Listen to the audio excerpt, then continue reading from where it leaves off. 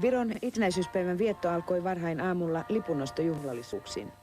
Virallisesta vapaapäivästä huolimatta Toonpeanmäelle oli saapunut yllättävän vähän yleisöä. Tilaisuudessa muun muassa arkkipiispa siunasi maan ja kansan. Isän laskuma pale paista sinun päälle, olko sun armullinen. Isän tuskuma pale sinun yle ja antku sulle rahu.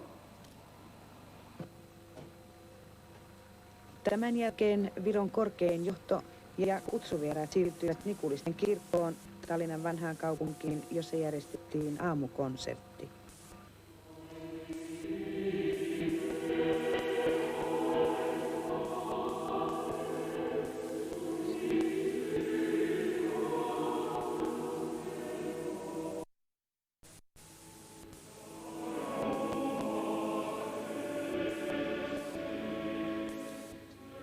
Samanaikaisesti Viron puolustusjoukot kokoontuivat isänmaalliseen siunaustilaisuuteen ennen itsenäisyyspäivän paraatiaan.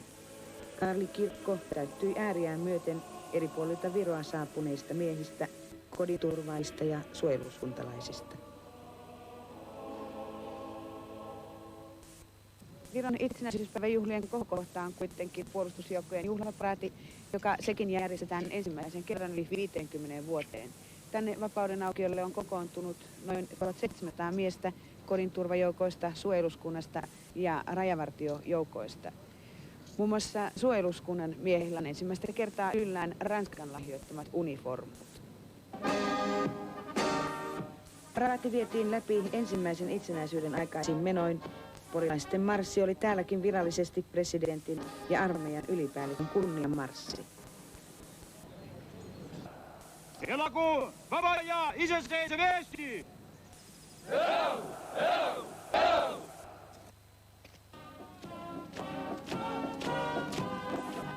Paraati oli marsseineen kesti noin tunnin verran ja paikalle tätä historiallista tapahtumaa todistamaan oli saapunut monituhatpäinen yleisö.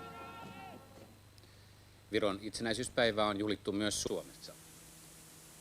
Illan suussa laskettiin Helsingissä seppele Viron vapaussodassa kaatuneiden suomalaisten vapaaehtoisten muistomerkille. Vapaussota venäläisiä vastaan käytiin vuoden 1918 itsenäisyysjulistuksen jälkeen. Tilaisuuden juhlapuheen piti Helsingin yliopiston rehtori Päiviö Tomila. Illalla järjestettiin myös itsenäisyyspäivän virallinen vastaanotto Viron suurlähetystön väliaikaisissa tiloissa Helsingissä. Itsenäisen Viron tiedotusvälineet ovat ajautuneet suuriin vaikeuksiin. Rahaa ei riitä paperiin eikä tarvittavan tekniikan hankintaan. Nyt virolaiset tiedotusvälineet yrittävät helpottaa rahapulansa ulkomaisilla mainostuloilla. Viron kirjavaa lehdistöä on yritetty yksityistää jo jonkin aikaa. Kuitenkin ainoastaan Postimies-lehdellä Tartossa ja Viron ensimmäisellä riippumattomalla viikkolehdellä Eesti Expressillä on takanaan yksityinen osakeyhtiöpohjainen omistus. Tilanne on täysin levällään. Meidän valtiolla ei ole selvä suunnitelma, kuinka ratkaista need ongelmat, että minkälainen täytyy olla privatisoita. Jukaista povaa lähitulevaisuuteen myös ensimmäisiä konkursseja ja niihinkin liittyy avoimia kysymyksiä. Voiko minä pääoma ulkomaalaiselle? Minkälainen on lehdistöväen itselle oikeus osallistua konkurssille? Muuten kysymykset tällä hetkellä ei ole päätöstä. Päätöksiä ei ole, sillä Virosta puuttuu asiaa koskeva lainsäädäntö. Kiperin ongelma on kuitenkin paperipulaa. Virossa se on jo johtanut sivumäärien vähentymiseen, myös joitain numeroita on jäänyt ilmestymättä. Venäjältä saatava paperi olisi halpaa, mutta sen saanti on epävarmaa. Nyt toivotaankin kallista hinnasta huolimatta kauppoja Suomesta. Suomesta on järjestetty neuvottelut Enso Kutsaitin ja sen jälkeen myös Finnpapin kanssa. Voi olla, että lähiaikana on siis Eesti Express tai Rahvahääl ostaa ensimmäiset toinit paperit Suomesta. Kaivattuja valuutatuloja puolestaan tuonee Turun Sanomat-yhtymän ja Viron johtavien joukkotiedotusvälineiden välinen sopimus, jolla tullaan välittämään mainoksia maailmalta Baltiaan ja erityisesti Viroon. Aikooko teidän yhtymä tämän myötä lähteä myös ostamaan lehtiä Virosta tai osuuksia niitä? Semmoista suunnitelmaa vielä ei ole. Tällä hetkellä meillä on päätyö saada mahdollisimman paljon valuuttatuloja virolaisiin lehtiin. Sopimuksessa on mukana lähes 20 lehteä, Viron televisio ja 2 virolaista radiokanavaa. Ensimmäiset mainostajatkin ovat jo löytyneet ja ne ovat, kuinka ollakaan, suomalaisia vähittäiskauppiaita. Ensi maanantaina avattava entisen Neuvostoliiton kommunistipuolueen NKP:n puoluearkisto herättää suomalaistutkijoissa suurta kiinnostusta. Puolueen asiakirjat vuodesta 1952 aina viime syksyyn saakka voivat sisältää korvaamattomia tietoja NKP:n ja suomalaisten puolueiden välisistä suhteista. Suomalaistutkijoiden ensireaktio NKP:n arkistojen avaamisesta oli yllätys. Aikaisemmin tutkijat eivät ole päässeet muutamaa poikkeusta lukuun ottamatta tutkimaan puolueen arkistoja. Viime viikolla kerrottiin, että nyt vuodesta 1952 viime vuoden elokuuhun saakka ulottuvat arkistot avataan kaikille. Suomalaistutkijoille tämä voi tarkoittaa uusia tietoja nimenomaan Kekkosen ajasta, josta kiinnostuksen kohteita löytyy. Valtavasti kiinnostaa todennäköisesti kaikkia niitä, jotka ovat vähänkin yrittäneet tutkia näitä aikakausia. Luulisin, että sieltä löytyy nimenomaan NKP:n ja suomalaisten puolueiden välisiä suhteita valaisevaa materiaalia, lähes kaikki mitä on saatavissa.